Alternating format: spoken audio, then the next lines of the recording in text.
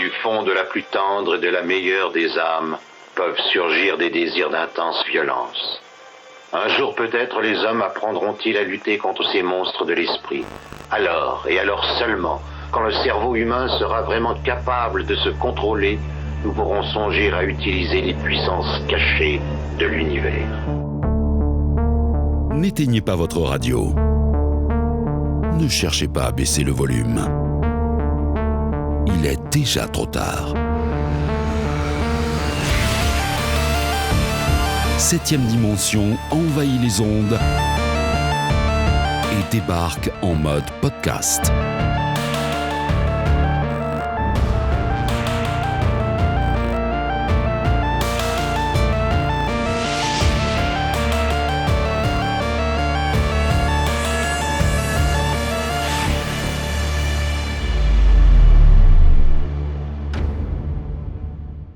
Et bienvenue dans ce nouvel épisode de 7ème dimension. Et ben un épisode, alors j'arrête pas de le dire depuis plusieurs épisodes que c'est un épisode de clôture, mais pour le coup c'est vraiment l'épisode de clôture de l'année 2025, et c'est une vérif. Donc vous connaissez le principe de la vérif, ce sont des choix random de la rédaction.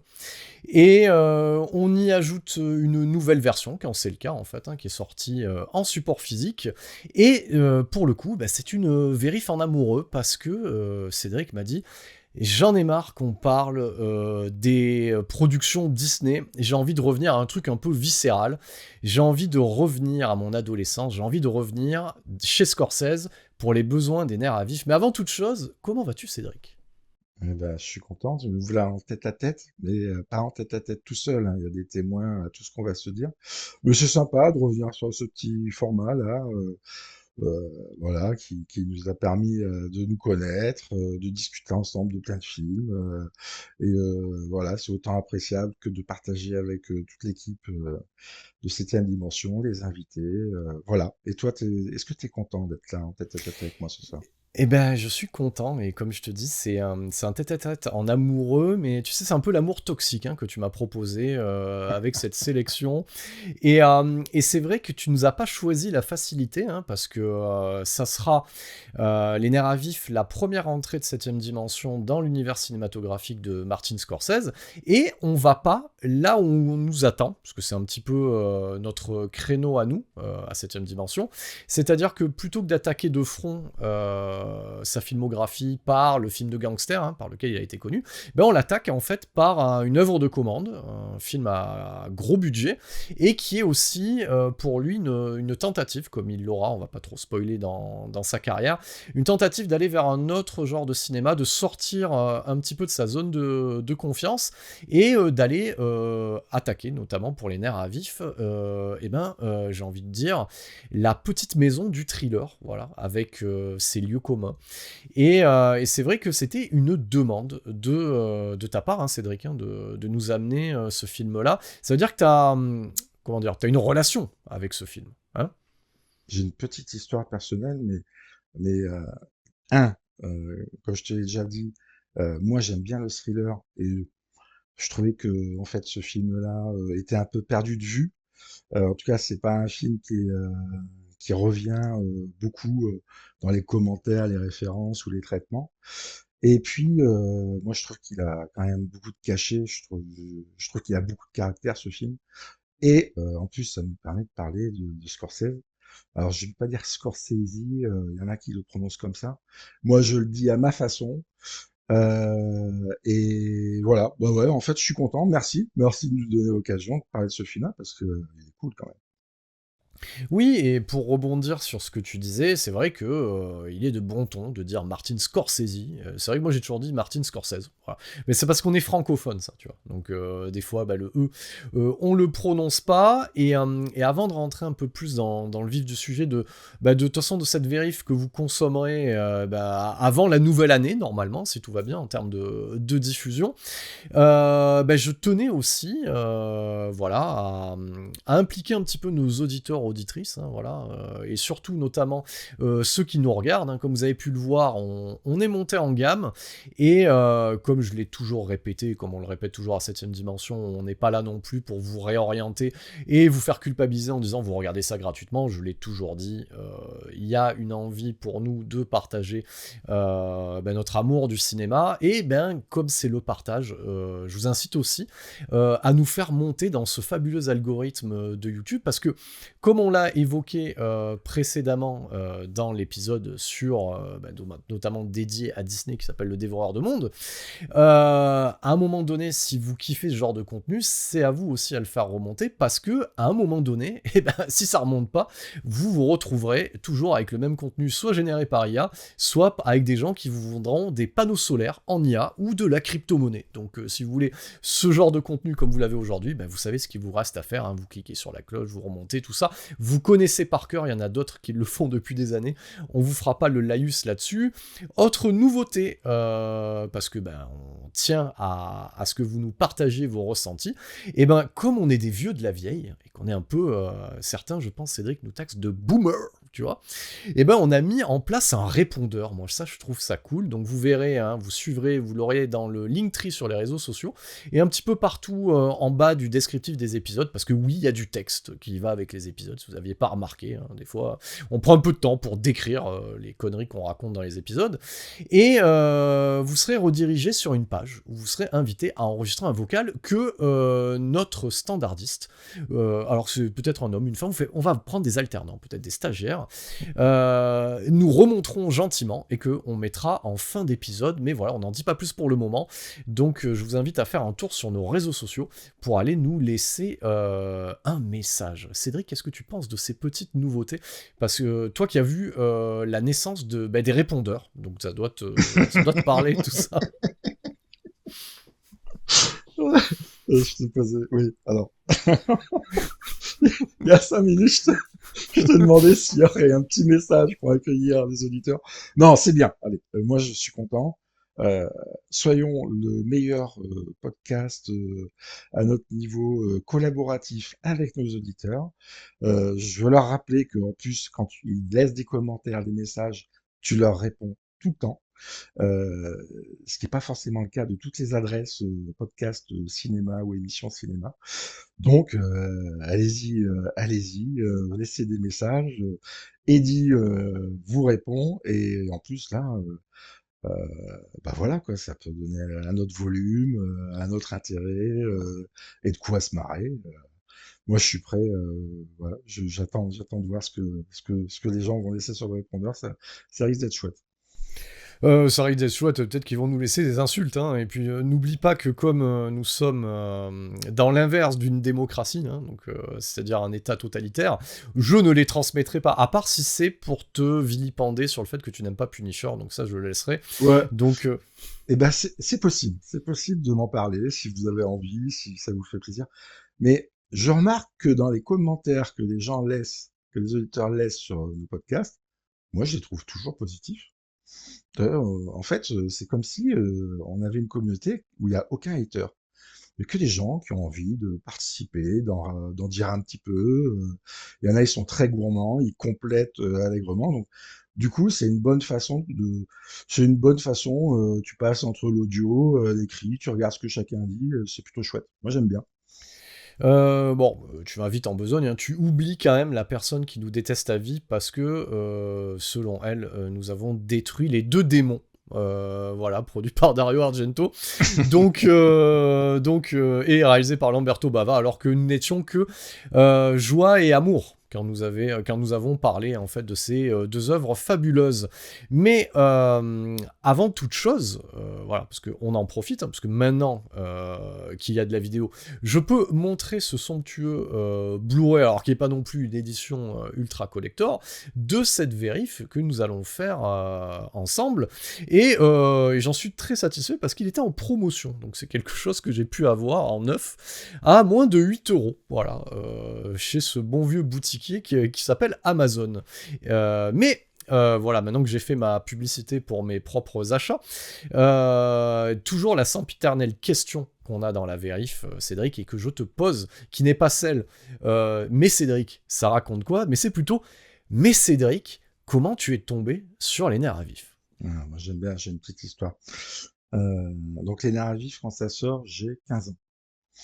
Et c'est le premier vrai thriller que je vais aller voir au cinéma, mais j'y vais pas tout seul. J'y vais avec une petite amie avec qui je sors à ce moment-là. Euh, et je dois dire qu'en fait, je me retrouve dans une situation où elle me fait un peu flipper. Et comment te dire, elle a le même regard sympathique que De Niro sur la jaquette. Et Ah, voilà. d'accord, c'est bien, c'est une jolie anecdote, hein, j'ai hâte de Donc, connaître la suite.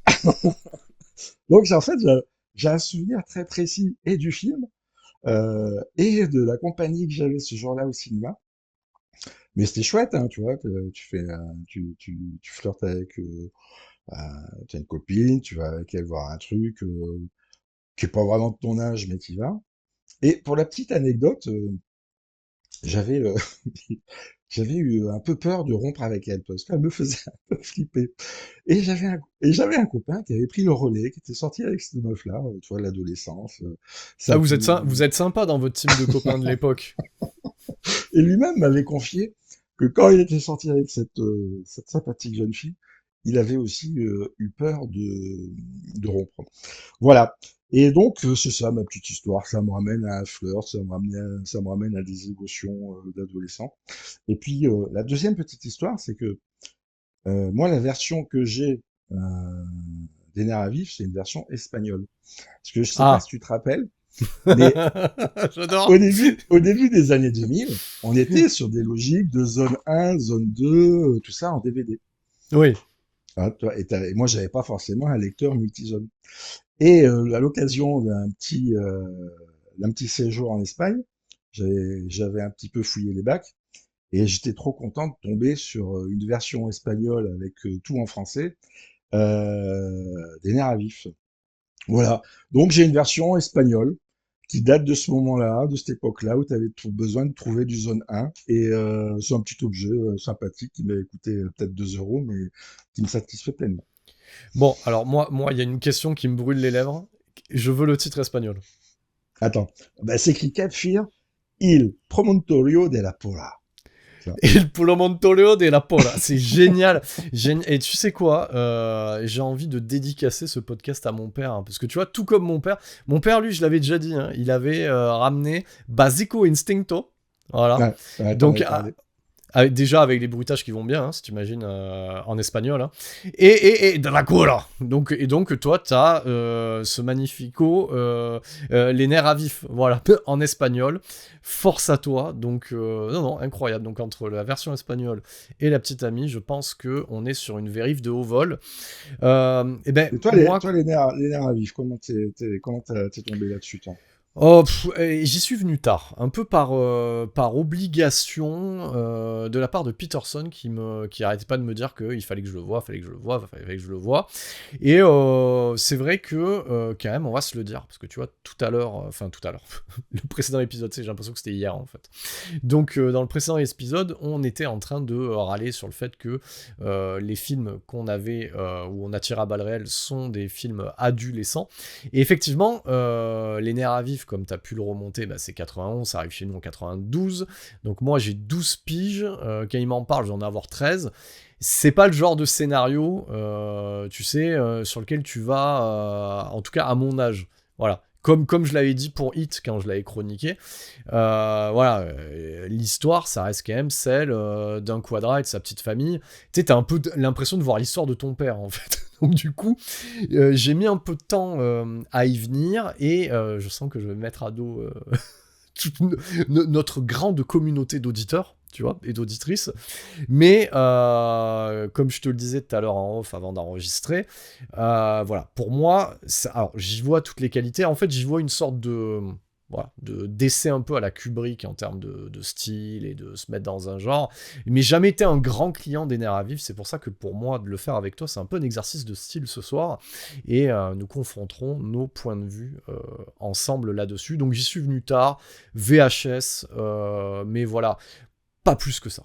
Voilà, pas plus que ça au niveau de ce film-là, contrairement par exemple aux incartades plutôt orientées gangster de notre ami Scorsese, mais on rentrera un peu plus dans le vif du sujet quand on va présenter un petit peu l'œuvre. Ok, bon, écoute, c'est bien, on va pouvoir discuter de tout ça ensemble ce soir. Donc, heureusement que Arthur, on lui passe le bonjour, n'est pas avec nous, parce que déjà, quand on va parler de l'original, il aurait été là, il nous aurait dit non mais les gars, vous avez pas vu l'original, on se serait fait engueuler, hein, Cédric. Hein. Ouais, Ah, c'est vrai que toi et moi, on n'a pas vu l'original. Alors moi, et, c'est pas faute de pas avoir essayé. Bah, c'est que j'ai pas réussi à mettre la main dessus. Bon, c'est un rendez-vous que j'aurai plus tard, hein, Mais celui-là me satisfait assez pleinement, en fait. C'est pas comme si la vision de l'original me manquait.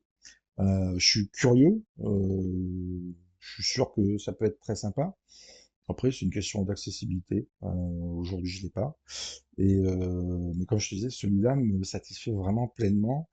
Et de ce que j'en comprends, c'est un film euh, qui se distingue de l'original, mais reste fidèle aussi.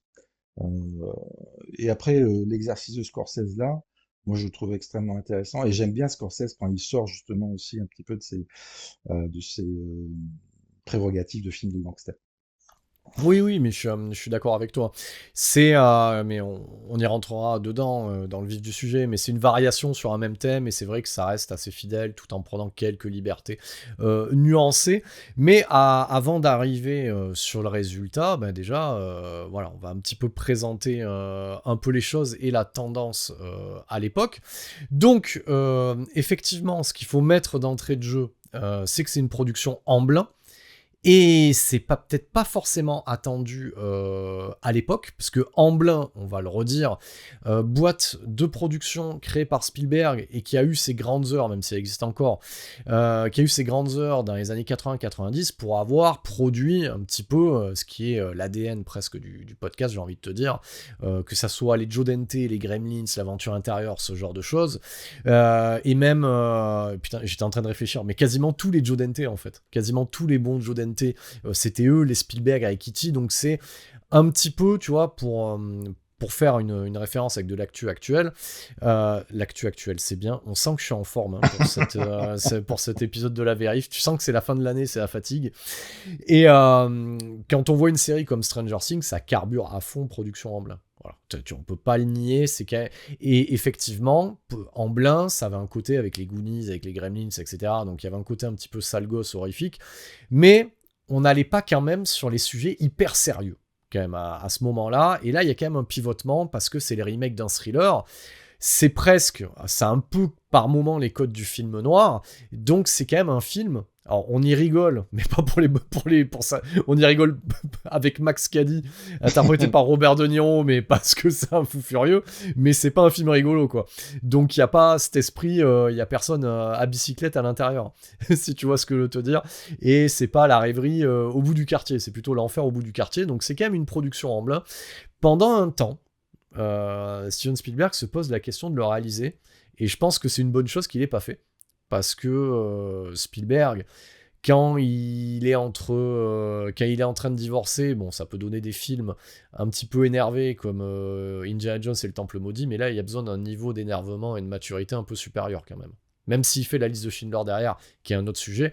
Donc, il pense rapidement à Scorsese, et aussi parce qu'on a Robert De Niro qui a le script aussi entre les mains à cette époque-là. Et les deux vont mettre, je sais pas si tu le savais, une année. Parce qu'il a lu 3 fois apparemment, j'ai relevé l'information, Scorsese. Il était pas chaud patate hein, au départ. Non, Donc il voulait pas le faire. Ouais. il voulait pas le faire, et je pense que toi et moi on a les mêmes sources, hein, qui est le making of qui accompagne un petit peu le film, et il le dit clairement, il n'y a pas de langue de bois au moins. Il dit que le studio l'avait suivi sur la dernière tentation du Christ, et qu'il leur devait un film, et qu'au final, une fois, que c'est Robert De Niro qui l'a convaincu en fait, et qui pouvait réécrire certains passages, mais on y verra, mais on y viendra. Mais globalement, c'est quand même pas, j'ai pas envie de te dire c'est un mariage forcé, mais c'est quand même pas naturel. C'est pas lui qui va vers le script hein, dans un premier temps. Ouais, mais ça laisse imaginer. des réunions intéressantes où tu vois Spielberg, où tu peux imaginer Spielberg, Scorsese, De Niro, et en fait c'est De Niro qui porte le projet, c'est lui qui a envie d'aller vers ça. De Niro, il est en plein dans sa hype, c'est un mec qui a envie de se diversifier, c'est un mec qui sent il a un potentiel à faire plein de trucs, et d'ailleurs c'est des années où il a s'essayé à plein de choses assez variées, De Niro. En plus, il est, comment dire, il est au milieu de son époque, tu vois. Il est performant. Il a, je pense, la quarantaine à ce moment-là. Il peut varier sur plein de choses. Scorsese, il a ce moment judicieux où il sent que c'est un bon projet, mais que c'est pas à lui à le tenir. Et les intuitions s'alignent bien, tu vois. Et Scorsese, euh, il le fait pas à contre-cœur finalement. Il arrive à être convaincu d'y aller.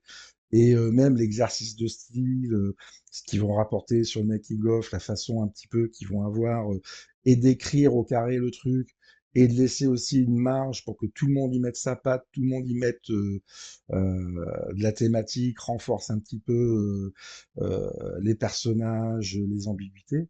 Bah, pour moi, ça donne vraiment un grain à ce film qui va toucher à du cinéma classique, il y a du cinéma d'Hitchcock, hein, il se réfère sans complexe aussi à ça. Donc, euh, c'est pas un projet naturel, mais c'est pas un projet tant forcé que ça, en fait. Il me donne pas cette impression-là, tu vois.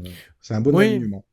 oui, et c'est bien que tu cites le côté de se rapprocher d'Hitchcock, parce que autant si on essaye de voir un peu les tendances des derniers cinéastes émérites qu'on a aujourd'hui, tu vois, si tu prends les Cuarón, les Nolan, ces gens-là ont tendance à se rapprocher un petit peu d'Hitchcock, d'aller travailler des plans séquences, et c'est vrai qu'il y avait aussi cette tendance-là à l'époque, hein. On avait des cinéastes, et encore que Scorsese, contrairement à Spielberg, voilà, qui a la production sur ce film-là, lui a longtemps cherché la reconnaissance, hein. C'est pour ça qu'il l'obtiendra 2 ans après avec la liste de Schindler, mais c'était compliqué pour lui. Autant, et c'est pour ça que c'est bien d'installer un petit peu Martin Scorsese dans cette période-là, autant que ce soit De Niro ou Scorsese, les deux là, déjà en 91, ils ont déjà plus ou moins obtenu ce que un acteur ou un réalisateur recherche tout au long d'une carrière. Donc moi j'ai relevé quand même, parce que c'est bien de le rappeler. Donc bon, Martin Scorsese, réalisateur italo-américain, très attaché à une certaine cartographie de New York, un New York d'ailleurs qui n'existe plus, donc c'est bien aussi de revoir ses premiers films pour avoir une idée de ce qu'était New York au début des années 70 et au début des années 80. Ouais, le New Mais York nébuleux, le New York un peu dangereux, le New York un peu crasseux, ce New York dans lequel il a grandi, pas, c'est pas le New York, comment dire, qui s'est transformé aujourd'hui et qui est au service du tourisme et des fortunes. C'est le New York où ça traîne, tu vois, où il y a de la toxicomanie, où il y a du délinquant, où il y a de la prostitution, où il y a euh, où le cœur de ville est vraiment vivant et c'est encore le New York où on parle d'une ville dangereuse en fait. Il est porteur de cet héritage-là, Scorsese. Oui, et c'est vrai que c'est un réalisateur qui sort de l'écurie Roger Corman, comme beaucoup en fait de ces réalisateurs de l'époque qu'on a qualifiés du Nouvel Hollywood, que ça soit par exemple Francis Ford Coppola. Donc on a, voilà, pour citer par exemple celui-ci, mais effectivement à cette époque-là, ce qu'il faut comprendre, c'est que déjà dès 1976, qui est quasiment, pour ainsi dire, son 3e film avec Taxi Driver, il a la Palme d'Or. Il a la Palme d'Or. Donc déjà, c'est un jeune réalisateur, un peu à l'image de Tarantino, ce qu'il a connu, hein, donc qui a la Palme d'Or. Moi, ce que j'ai pu noter quand même, 76 Palme d'Or pour Taxi Driver. Il a de nouveau en 86 pour After Hours, qui est pas forcément le film qui ressort le plus dans sa filmo, mais il a le prix de la mise en scène. Et juste avant de faire Les Nerfs à vif, il obtient un Lion d'argent à la Mostra de Venise en 90 pour Goodfellas, Les Affranchis. Donc, c'est un réalisateur qui, à ce moment-là, j'ai pas envie de dire, est à son sommet. Bon, il aura plusieurs sommets, mais qui est déjà, quand même, pleinement installé. À noter, quand même, que dans les autres films qui sortent avant, parce que là je me suis concentré sur la période avant Les Nerfs à vif, on a New York, New York, Raging Bull, La valse des pantins, La couleur de l'argent, La dernière tentation du Christ et Les Affranchis. Et déjà, on a 6 collaborations avec De Niro, et De Niro est oscarisé dans le rôle du meilleur acteur en 80 pour le film de Scorsese. Donc, le duo, déjà, c'est un duo, c'est une dream team, d'entrée de jeu. Ouais, mais Scorsese, toi, t'as quel rapport à son cinéma, justement? Est-ce que euh, c'est quoi Scorsese pour toi là? Parce que avant d'aller vers les nerfs à vif, on peut s'en dire un mot, tu vois, parce qu'il est quand même. Moi, je trouve que c'est un mec qui est extrêmement doué, tu vois. Tu, tu, tu faisais référence à sa filmo, mais il n'y a pas d'état de fatigue dans sa filmo. C'est un type qui arrive à aller à droite, à gauche, au milieu, qui arrive à faire tout un tas de choses sans jamais trahir son style. Il est capable de te faire du film de commande, il est capable de te faire du film plus autorisé, je veux dire. Euh, il- Moi, j'ai l'impression que c'est un type qui arrive toujours à mobiliser l'intérêt du public et il a son public, tu vois. Les gens vont voir, pour moi, je pense que moi, je vais voir un film pour Scorsese. Je vais pas, rien que ce nom-là me permet d'y aller, en fait. Et pas que j'adore tout, tu vois. Mais en fait, il y a rien qui m'a jamais atrocement déçu non plus. Non, non, c'est vrai, un mauvais Scorsese sera toujours le meilleur film d'un réalisateur actuel, si tu vois ce que je veux te dire. Après, il y a toujours eu des moments de battement dans sa filmo, où il teste, hein, mais c'est bien, mais tu vois, tu me disais, il y a pas de mauvais film, où il n'y a pas eu de... Tu sais, il y a une période, moi, que... Mais de toute façon, je pense qu'elle est pour tous les cinéastes, un petit peu, qui sont importants à nos yeux, hein, qui est celle de la fin des années 90, début des années 2000. Mais tu vois, quand tu me dis, par exemple, si tu me dis Scorsese, Des Errements, et j'ai pas dit que c'était des mauvais films. Je dis juste que c'est moins... des fois, tu vois, par exemple, Kundun ou À tombeau ouvert avec Nicolas Cage, c'est pour moi, c'est des Scorsese mineurs. Et après, t'as des renouveaux. Et tu le vois au début des années 2000, quand tu vois, il enchaîne Gangs of New York, quand il commence à monter un petit peu en ampleur sur ce qu'il veut faire et qui prend un peu plus confiance. Et même un Shutter Island, qui est, comment dire, qui est un film qui mobilise pas non plus un casting important, il y a quand même de l'ampleur dans un truc un peu minimaliste. Donc, il y a eu, tu vois, si je devais faire un comparatif, il y a eu un nouveau Scorsese au début des années 2000 qui a commencé à prendre un peu d'ampleur sur les décors, sur les genres, où il avait plus trop peur d'y aller. Ça peut être comparable à ce que fait Tarantino avec les deux Kill Bill. Tu vois, où Tarantino, on se posait la question, est-ce qu'il sait filmer l'action? Est-ce qu'il s'est donné de l'ampleur? C'est un bon dialoguiste, c'est un bon metteur en scène façon théâtre, etc. Mais est-ce que c'est quelqu'un dans le style qui peut être visuel, qui peut augmenter son cinéma? Et Scorsese a fait ça, en fait. Ouais, il a pas de gros gadins. Alors moi, il y a des choses je suis passé à côté, tu vois, genre Hugo Cabret, qui a fait en 2011, ça me laisse vraiment à côté. Irishman, bon, non plus, je suis pas convaincu. Mais en même temps, son dernier, là, Killers of the Flower Moon, moi, je le trouve encore très en forme, très alerté. Ce que j'aime beaucoup chez Scorsese, c'est, euh, comment dire, on sent qu'il a un style d'écriture, tu vois. Il a des thématiques, il a des obsessions, mais il a ce style qui revient beaucoup dans ses films de gangsters, par exemple. Il est capable de te raconter beaucoup de choses très vite en utilisant, par exemple, la voix off euh, et de ne jamais t'ennuyer. Tu vois, je repensais à Casino l'autre jour. J'ai l'impression que dans Casino, De Niro est quasiment silencieux pendant tout le film. Il le filme beaucoup à faire des mimiques, à regarder. Enfin, il parle pas De Niro. Par contre, la voix off alimente constamment sa pensée, comment il manigance les choses, comment il ressent les choses. Et c'est quand même un exercice sur 3 heures, je crois, un casino, où Oui. ouah, il te défile un truc. Toi, c'est un sprint dans lequel tu le sens jamais essoufflé, il n'y a pas de temps mort. Et toi-même, en tant que spectateur, t'es accroché, tu vois, à l'histoire. Et même si il a des facilités qui sont les siennes, bon, c'est un cinéma qui ne m'ennuie pas. En tout cas, qui arrive à rarement m'ennuyer, en fait. Oui, parce que comme tu le dis, tu parles de cinéma, c'est un cinéaste, il y a un point de vue, mais après moi, voilà, Scorsese, je le trouve jamais aussi bon que quand il est dans sa zone, qui est celui d'un cinéaste italo-américain qui dépeint des quartiers, qui dépeint... Il est bon dans les fresques, hein, en fait. Voilà. Et la caractéristique de son cinéma, c'est très, j'ai envie de te dire, c'est très shakespearien même. Voilà, on prend on fait un point, voilà, sur une tranche de vie, voilà, qui va être celle d'un personnage. On montre son ascension, puis sa chute. Donc il y a quelque chose qui est presque opératique, hein, mais on peut le rapprocher aussi d'un autre cinéaste italo-américain qui est Brian De Palma, voilà, qui lui est peut-être parfois un peu plus visuel. Voilà, c'est pas la même chose, mais il y a cette même dynamique un petit peu très italienne dans ce côté un peu opératique. Et c'est vrai que Scorsese n'est jamais aussi bon que quand comme je te disais, il augmente son cinéma sur ces thématiques qui sont les siennes. Et c'est pour ça que le choix que tu proposes en fait dans la vérif d'aller sur les nerfs à vif, j'ai presque envie de te dire, c'est un choix audacieux, comme de prendre Nick Nolte dans le rôle du bon père de famille, mais ça on va y venir.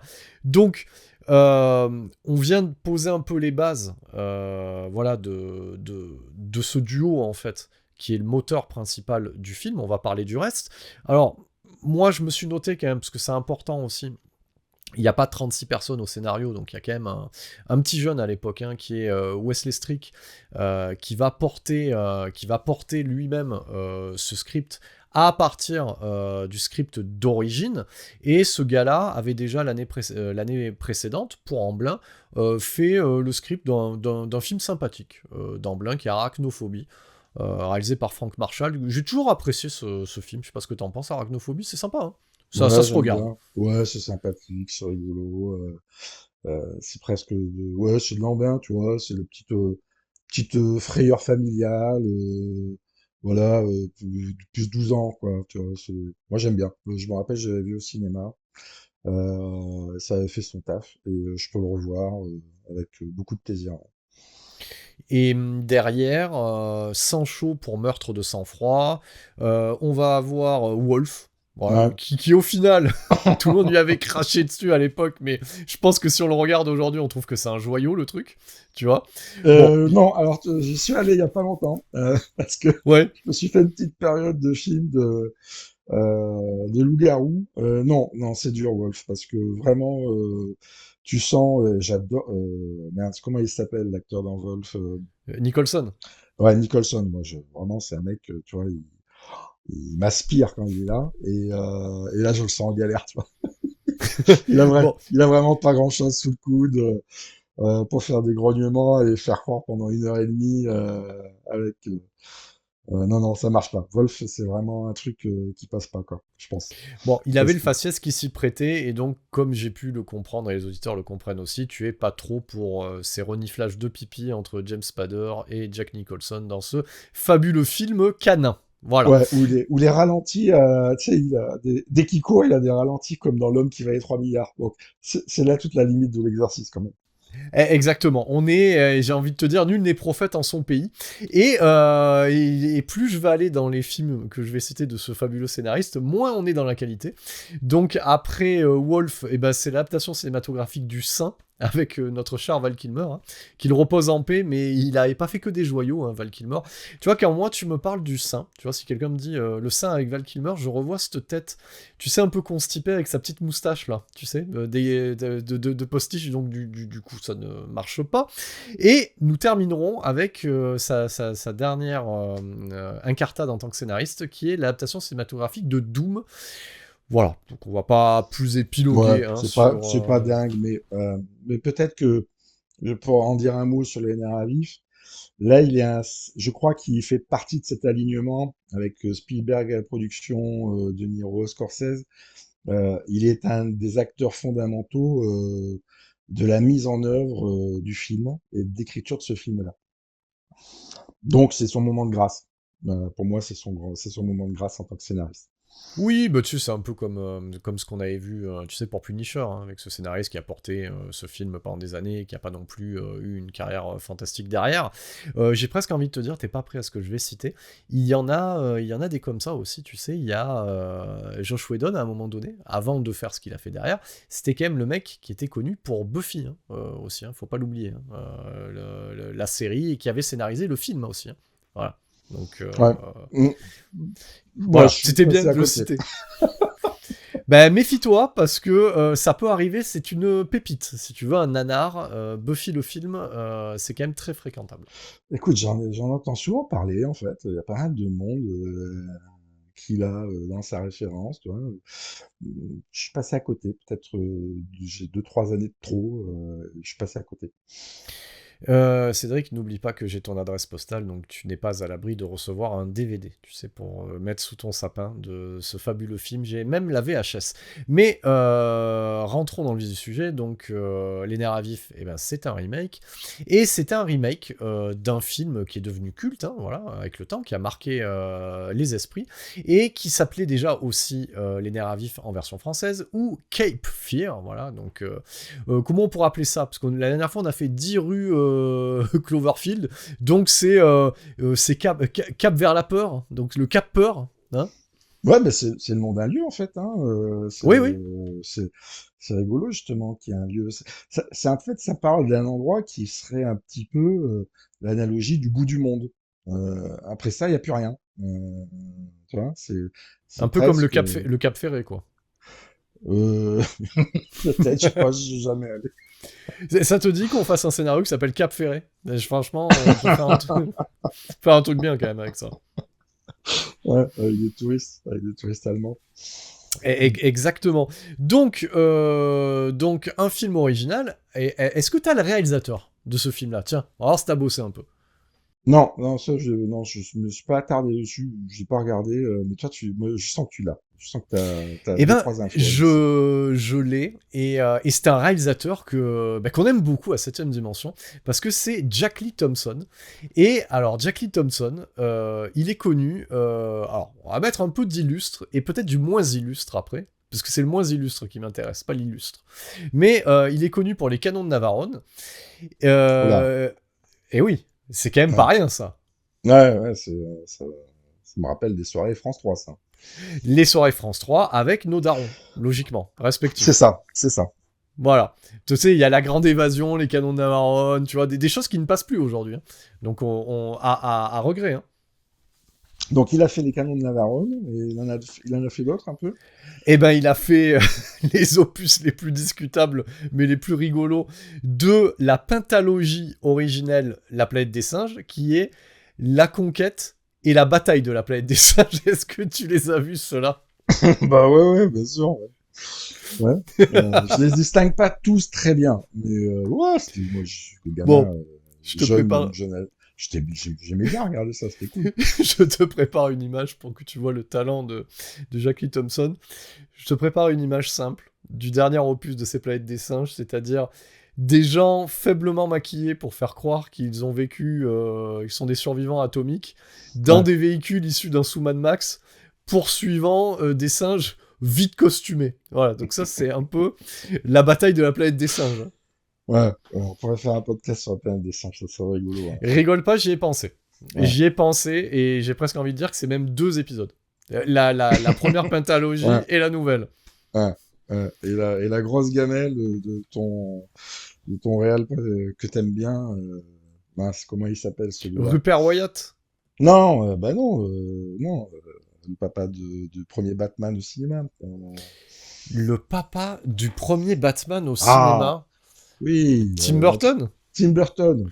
Ah oui, putain, c'est vrai que j'ai tendance à l'oublier, celui-là. Bah, pour moi, il n'existe pas. Je suis désolé. Tu me l'as sorti des limbes. Pour moi, je sais même pas de quoi tu parles. Maintenant, j'ai des images qui me reviennent.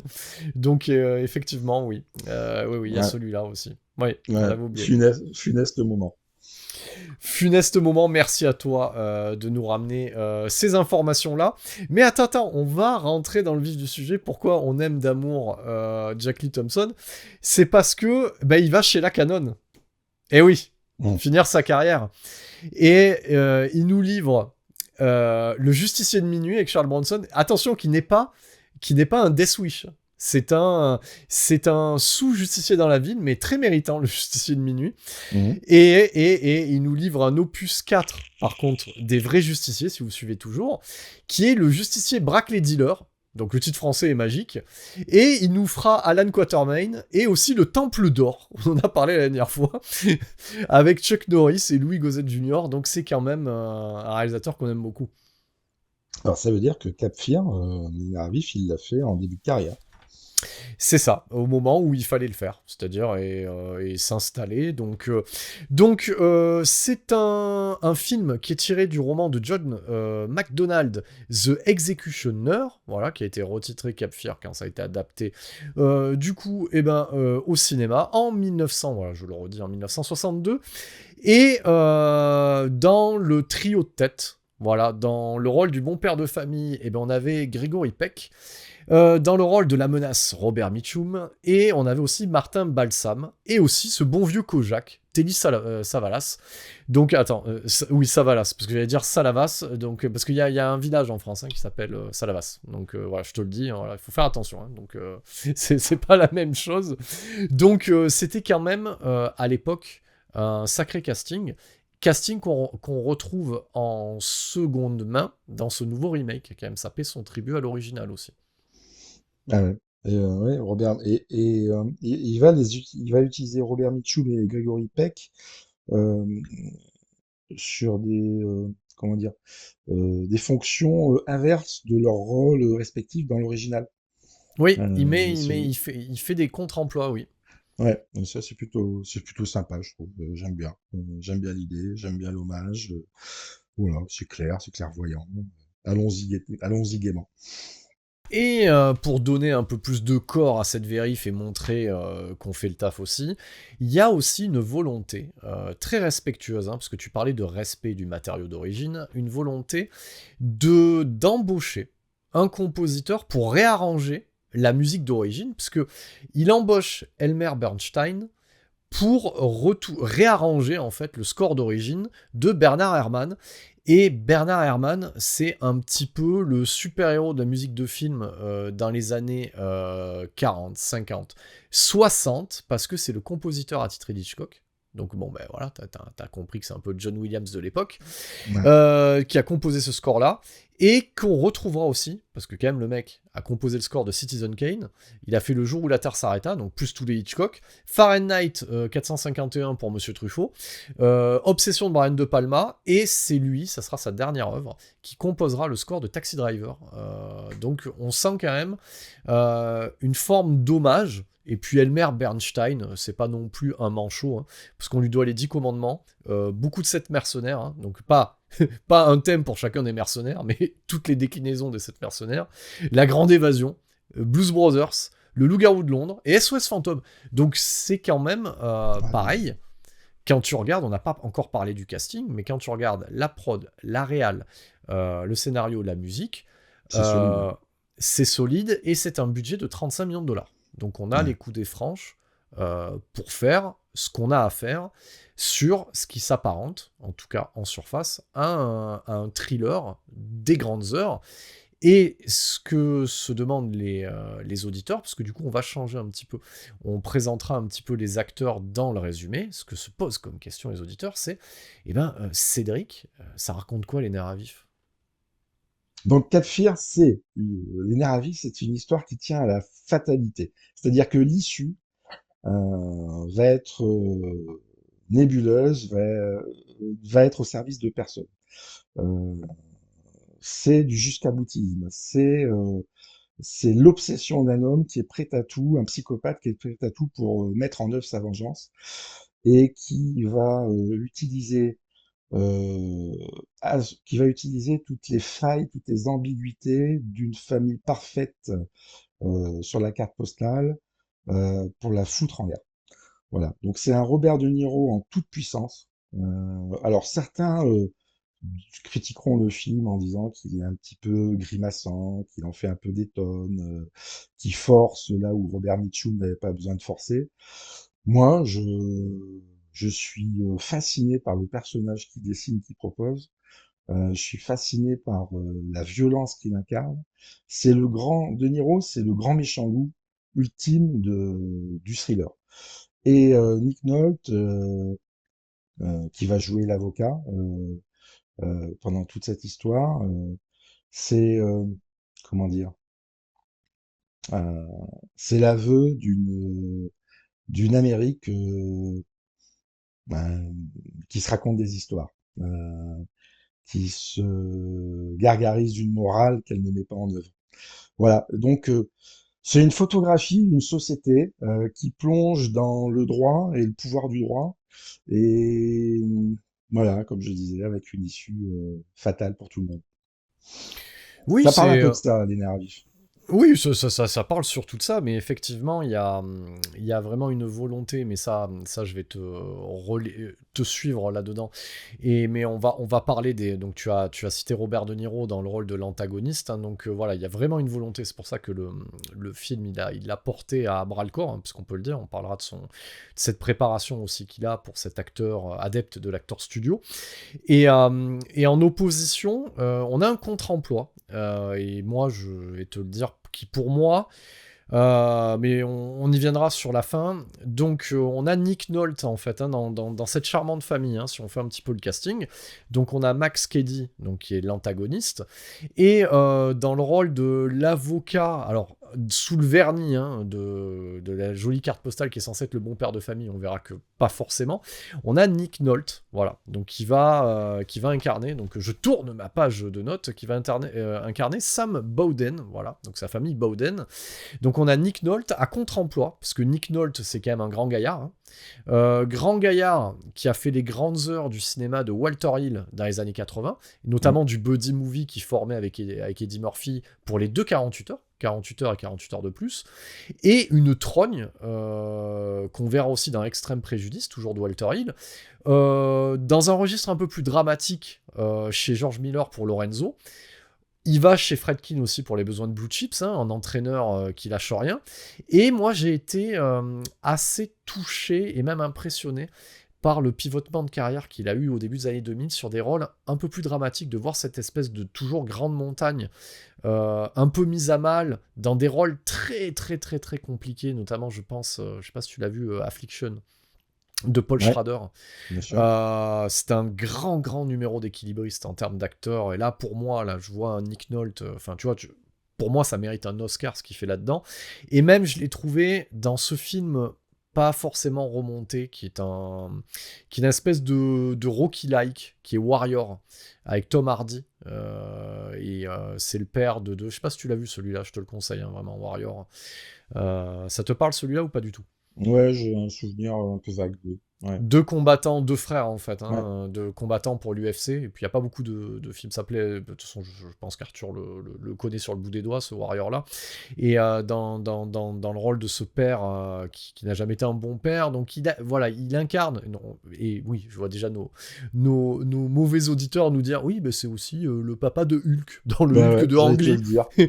Bon, on va un peu l'oublier celui-là, hein, voilà, bon, il fallait bien payer son loyer, et c'est vrai que pour moi, ok, il y a un contre-emploi, mais il y a une promesse qui n'est pas tenue. On en parlera pour le dernier tiers du film.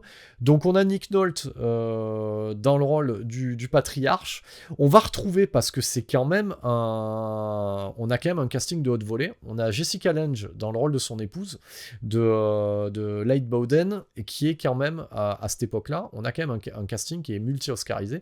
Elle a eu 2 Oscars, elle, hein, déjà. Donc elle a 2 Oscars, 3 Emmy Awards et 5 Golden Globes. Golden Globes, je vais arriver à le dire.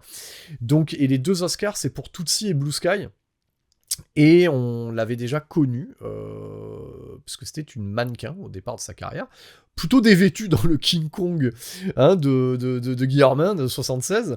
On la voit aux côtés de Jack Nicholson dans Le Facteur sonne toujours 2 fois. Tootsie, Big Fish, Broken Flowers et American Horror Story dernièrement aussi, hein, dans quasiment beaucoup de saisons. Donc ça, c'était pour remonter un petit peu voilà, les informations. Donc Ah, c'est vrai, c'est elle qui joue un peu une daronne, ouais, dans cette série, ouais.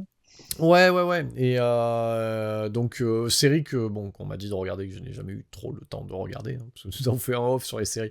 C'est quand même du temps, hein, il y a beaucoup de saisons. Et puis dans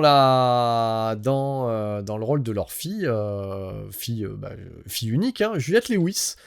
Juliette Lewis, on a tous grandi avec elle, hein, qui a noté commence plus ou moins les années précédentes dans les rôles de premier plan dans J'ai épousé une extraterrestre. Je voulais le remonter ce film. Moi, je le trouvais sympathique ce film avec Dan Aykroyd. J'ai toujours bien aimé J'ai, moi quand j'étais petit. Ah oui, c'est où ils ont une tête d'icône là, un petit peu là, Oui. pointue. Ouais. Non, ça c'est Bon, les Conheads. Non, ça c'est les Ah, Conheads. Voilà. ah oui, oui, j'ai épousé l'extra. Ouais, alors j'ai un souvenir vague. Oui, oui. Ok. Et Je. ça donne une série télé hein, qui nous a bercé dans notre enfance hein, aussi. Ouais. Qui est dérivé de ce truc-là. Et puis après, très rapidement, après ce film-là, c'est California, avec un K, hein. Romeo is Bleeding, Tuornay, parce qu'elle explose Ouais. avec Tuornay, avec Woody Harrelson. Elle est Donc déjà, incroyable. c'est... Ouais, incroyable. Hein. Et Oliver Stone, scénario de Quentin Tarantino, on va pas remonter l'histoire, hein, qui a été réécrit, nanani, nanana. Strange Days, chez le couple de l'époque, hein, Bigelow Cameron.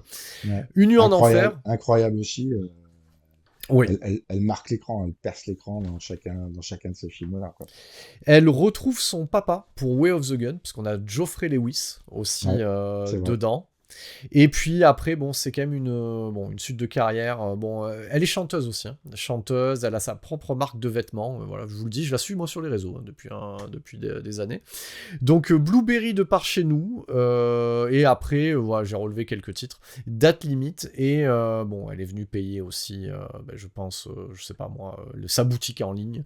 En cachetonnant dans l'adaptation cinématographique de Jem et les hologrammes. Oui, ça existe, Cédric, au cas où tu ne le saurais pas. Ouais, j'ai vu passer ça. Mais Juliette Lévy, c'est vraiment les années 90, c'est sa belle décennie, c'est sa grande décennie. C'est une actrice qui porte quelque chose euh, qui est pas forcément toujours très gracieux. Euh, Elle a le regard, elle a la vulnérabilité dans son regard, quelque chose d'un petit peu ambigu, quelque chose d'un petit peu rock. Moi, bon, je crois qu'elle a marqué quand même pour moi dans les années 90 beaucoup de films bah, euh, qui me faisaient kiffer, genre Tueur-né, que tu as cité, Strange Days, voilà quoi. Elle est là et tu te souviens d'elle dans ces films-là, quoi. Et Une nuit en enfer aussi.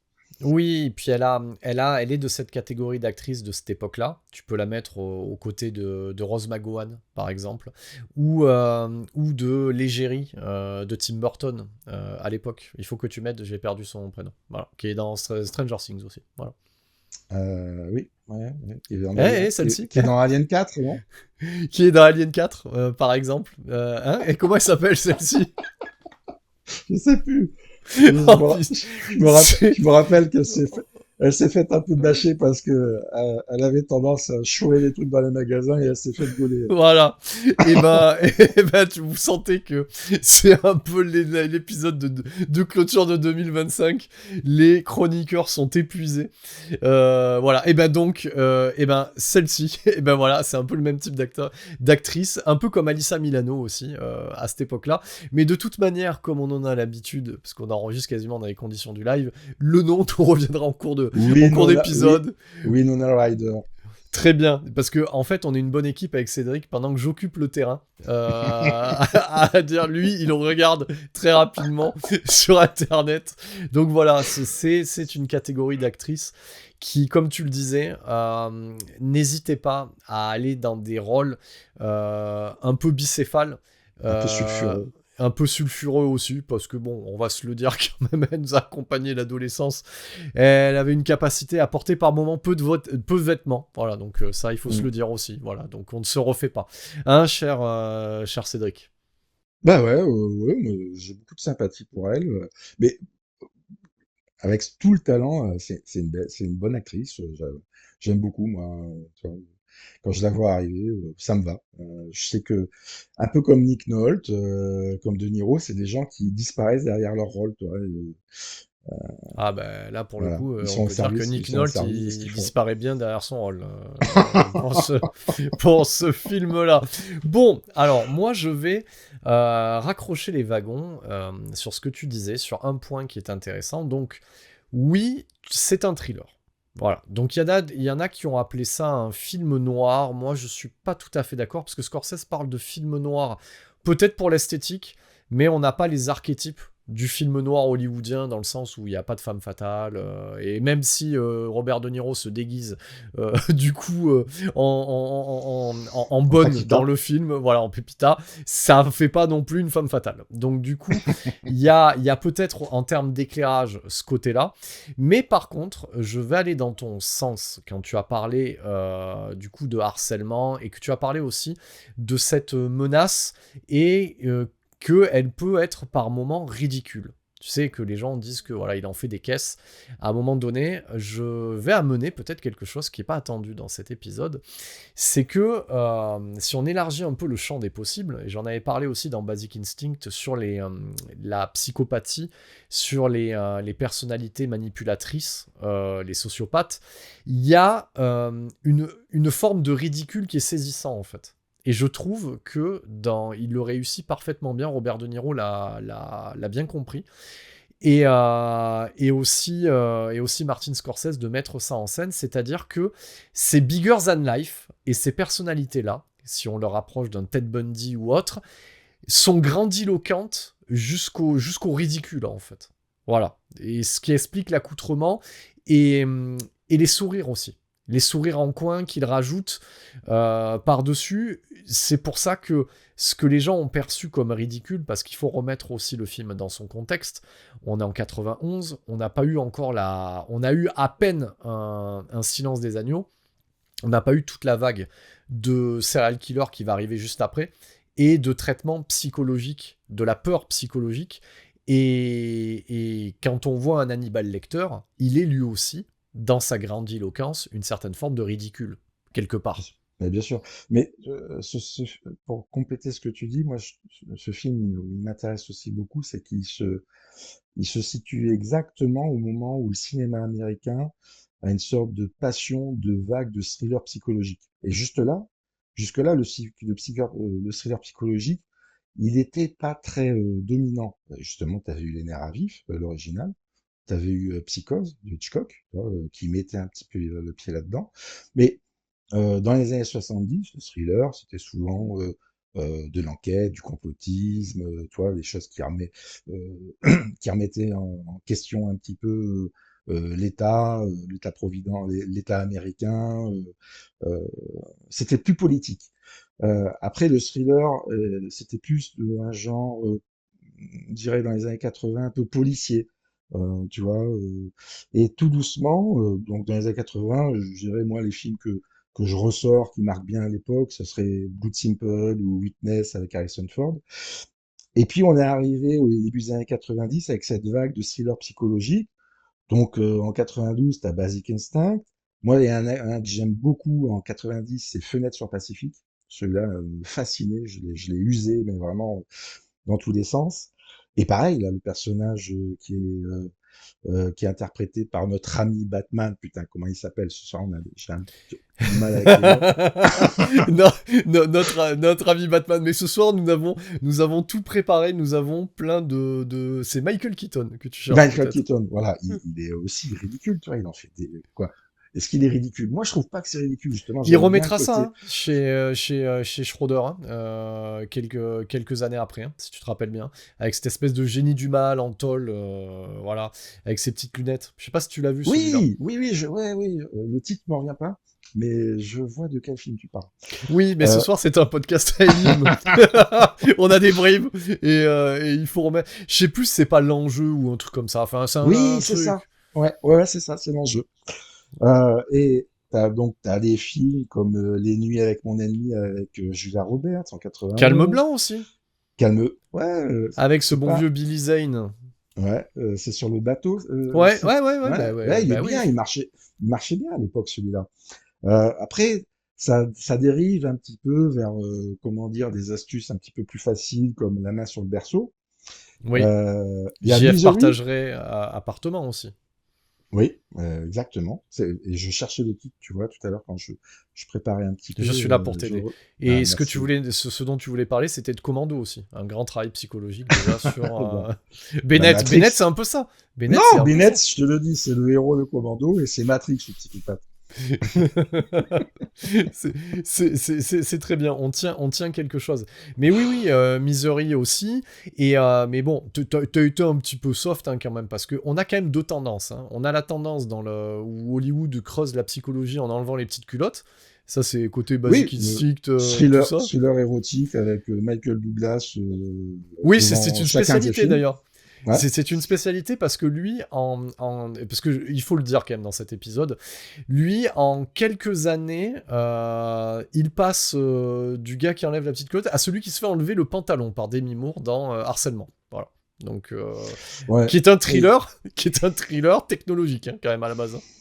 Mais rappelle-toi, en fait, c'était vraiment les films à la mode, les thrillers à ce moment-là. Et après le thriller, il a évolué avec justement, tu le disais, Le Silence des agneaux. Euh, euh, Là, il a ouvert un autre truc avec un Hannibal Lecter. Et en effet, je suis d'accord avec toi, il est un peu ridicule, Hannibal Lecter, mais comme on le voit peu, il fonctionne. Parce que si tu prends le truc au premier degré, tout ça ne tient pas debout.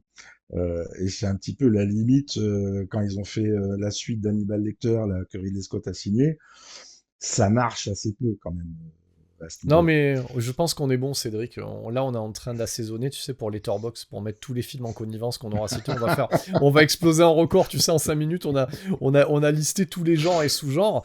Mais pour revenir sur cette interprétation, donc là, avant de rentrer encore un peu plus dans le détail du détail, bon, ce qu'il faut savoir, c'est que, bon, l'ami Robert De Niro, c'est l'acteur studio. Et l'acteur studio, ça implique des choses quand même qu'aujourd'hui, peu font. Donc déjà, pour Ragging Bull, le mec avait tendance à se bourrer de pattes et à prendre du poids qu'il reperdait derrière. Là, pour incarner Max Cady, donc ce qu'il fait déjà, c'est qu'il prend un certain accent.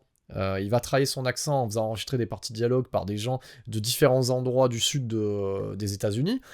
Il se renseigne en tôle aussi sur les faits d'armes de ce genre de psychopathe. En fait, il se compose un psychopathe à partir de celui qui est incarné dans le bouquin, puis Robert Mitchum, plus ses propres recherches. À noter, je sais pas si tu l'as noté ce qu'il a fait sur sa dentition. Tu l'as relevé l'info ou pas? Ouais, il s'est payé un truc pour avoir des dents un peu plus pourries. Oui, il a été voir un dentiste pour qu'on lui saccage les dents. Dentiste qu'il a repayé derrière pour lui remettre les dents comme il fallait. Il s'est musclé. Il a tombé à, je crois, à 3% de masse graisseuse ou un truc comme ça. Il est pas là pour rigoler en fait, hein, De Niro, lui, quand il fait un rôle. Hein. Ça rigole zéro en fait. Hein. Mais même moi, le film commence par De Niro qui est en prison et t'as des zooms un peu appuyés sur ses tatouages avec toutes ses pensées quoi. Et c'est De Niro qui a pensé à la question des tatouages, tu vois, pour caractériser toute l'ampleur de son personnage. Euh, on dirait, iconique. Il est iconisé dès le début du film. Même sa façon de sortir de prison, sa façon de dire que ses bouquins, il en a plus besoin, ses bouquins de droit, le silence des autres prisonniers quand ils sortent de prison, tu sens que tu as affaire à un best-of du psychopathe. Euh, et moi, un best-of du psychopathe par De Niro, j'adore, je kiffe, j'en redemande quoi. Et la question que pourraient se poser les auditeurs auditrices qui n'auraient pas, ou qui se rappelleraient pas le film, ou qui le découvriraient, c'est que le point de départ, on pourrait se demander, c'est un peu comme l'Orangina Rouge, la pub de l'époque, c'est pourquoi est-il si méchant? C'est que pourquoi il s'en prend à cet avocat, parce que c'était son avocat commis d'office, et que cet avocat commis d'office, quand il a vu que c'était une pourriture, parce que ça remet aussi, c'est ça qui est intéressant, des questions de moralité, parce que le film Ah oui. te questionne toi en tant que spectateur, qu'est-ce que tu aurais fait? Donc c'est-à-dire que lui, l'avocat commis d'office, il est censé défendre son client, mais quand il voit que c'est une pourriture et qu'il a violé une gamine de 16 ans, même si apparemment cette gamine-là se faisait passer pour quelqu'un de plus âgé, peu importe ce qu'il a fait, il a préféré en fait enterrer le côté des mœurs de cette gamine de 16 ans pour que en fait, je vais arriver à le dire, putain, ce soir on y arrive Max pas. Cady. L'audience, le jury, voilà, le jury ne retienne que le crime qu'il a commis, et non pas, et qu'on n'atténue pas sa peine. C'est pour ça que pendant 14 ans, il fomente sa revanche, d'autant plus que comme il se défend lui-même quand il fait un appel, il découvre qu'on a enterré ça. Donc c'est là le point de départ de cette vengeance qui est cette colère, cette haine qui est cultivée pendant 14 années, alors que, en fait, de l'autre côté, Sam Bowden, lui, il vit sa best life, entre guillemets. De son côté, ben voilà, il a fait ce qu'il avait à faire. C'est pour ça qu'au départ, quand il se retrouve nez à nez avec Max Cady, qui a vraiment pensé son plan de tous les côtés jusqu'à l'issue finale, quand la première fois il le voit débarquer, bon, ben, il lui prend pas l'ampleur du problème, en fait. Non, alors, du personnage de De Niro, c'est là où il y a aussi l'efficacité de Scorsese, c'est que en quelques plans, quelques dialogues, tu comprends que il est passé de, comment dire, d'un mec qui est condamné à 14 ans de prison, qui sait pas lire à ce moment-là, qui est pas instruit, qui est juste une tare, tu vois, un peu de la société, un mec qui n'a sa place qu'en prison, à un mec qui va s'instruire pendant 14 ans, motivé par pas motivé au début, mais par un désir de vengeance, mais qui va construire un désir de vengeance quand il va comprendre que son avocat, il s'est fait sa bonne morale sur lui. Et Max Cady va se mettre à égalité de l'avocat, c'est-à-dire que pendant tout le film, justement, le personnage de Nick Nolte, il ne le nomme jamais de son nom. Il lui parle toujours, il l'appelle toujours l'avocat. Il se met toujours en alter ego de lui parce que il se considère lui-même comme un avocat. Et dans son délire, il va même plus loin, c'est qu'il se considère comme l'égal de Dieu parce qu'il va avoir un désir vengeur, un désir de réparation inspiré par la Bible, par quelque chose d'assez démoniaque et qui est assumé.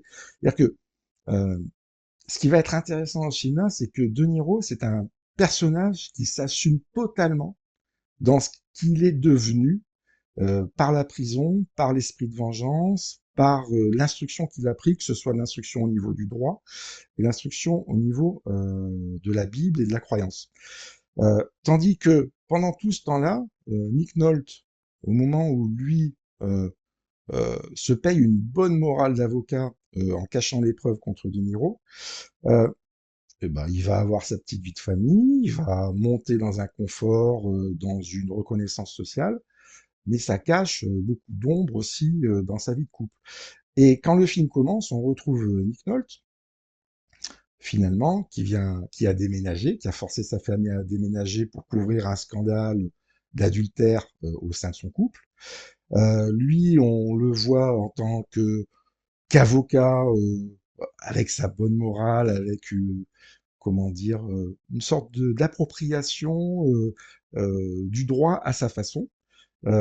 Et puis sa famille, elle va pas si bien que ça, parce que sa femme, elle a l'air un peu isolée dans sa maison, même si elle essaye de faire des travaux pour une agence de publicité. Sa fille est en pleine adolescence et elle regarde ce père, finalement, où la confiance, comment dire, l'autorité morale du père n'existe plus. Et puis tu as ce couple qui est euh, en fragilité. Et c'est là que le personnage de De Niro apparaît et va utiliser toutes ces fragilités, va utiliser le même langage légaliste que cet avocat pour venir foutre en l'air cette carte postale. Oui, ce que tu dis, et de toute façon, c'est ce qui l'intéressait, et c'était la condition de Scorsese pour pouvoir. C'est ce qu'il a modifié dans le script, hein.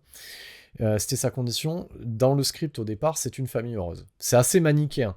Donc, il y a le méchant, il y a les gentils. Et lui, ce qui l'intéressait, en fait, c'était de faire une photographie à huis clos, en fait, de ce qui peut gangréner un couple. Et en fait, le personnage de Max Cady, c'est pas tellement un personnage, c'est ce qu'on pourrait appeler l'agent du chaos, l'agent du désordre, et qui va faire évoluer, en fait, cette cellule familiale. Alors, du coup, tu vois, pour revenir sur Robert De Niro, donc il y a beaucoup dans ce que tu racontais, de cette toute-puissance, le fait de vouloir se défendre, il y a beaucoup de Ted Bundy, voilà, dans la prestation que livre De Niro, il y a cette forme de donc au niveau de la sociopathie, de la psychopathie, et on est parfait, donc il l'incarne, et comme on le disait avec cette touche de ridicule, il est au final aussi quelque part, parce que là, c'est une critique du youpi américain comme l'a fait Toby Hooper dans Massacre à la tronçonneuse 2. Et moi, j'élargis aussi pour les Letterboxd un peu, tu vois, pour aller ramener des trucs. Donc, il y a cette photographie, voilà, du youpi de ces banlieues américaines. Et c'est rigolo, hein, parce que c'est produit par Amblin. Amblin qui t'a vendu le merveilleux dans les banlieues américaines, quelque part. Même s'il y a de la mère célibataire, tout ça, t'as compris.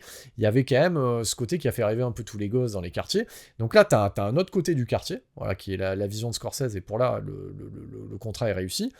Pour moi, le problème, si je devais te trouver un problème, hein, je n'ai pas parlé de la mise en scène, etc., au niveau du scénario, pour moi, le problème, c'est Nick Nolte. C'est-à-dire que dans cet agent du chaos, du désordre qui arrive, je trouve que tous les personnages évoluent. Donc la petite est tour à tour en opposition avec le père, séduite par Max Cady, et il fallait oser, parce qu'on va le dire. Alors moi j'ai quand même vérifié, hein, parce que j'avais un doute. Hein. Quand j'ai regardé le film, je vais te dire ce que je me suis dit. Je me dis, oh putain, mon salaud ce Cédric, il m'a ramené un film. On a quand même un Quadra qui est en train de rouler des galoches sur le papier à une gamine qui a 16 ans. Et je l'ai retrouvé vachement jeune. Hein. J'ai quand même vérifié, et je me suis dit, parce que bon, c'est quand même une autre époque, je me suis dit, oh, c'est possible, hein, parce que dans leur délire d'acteur studio.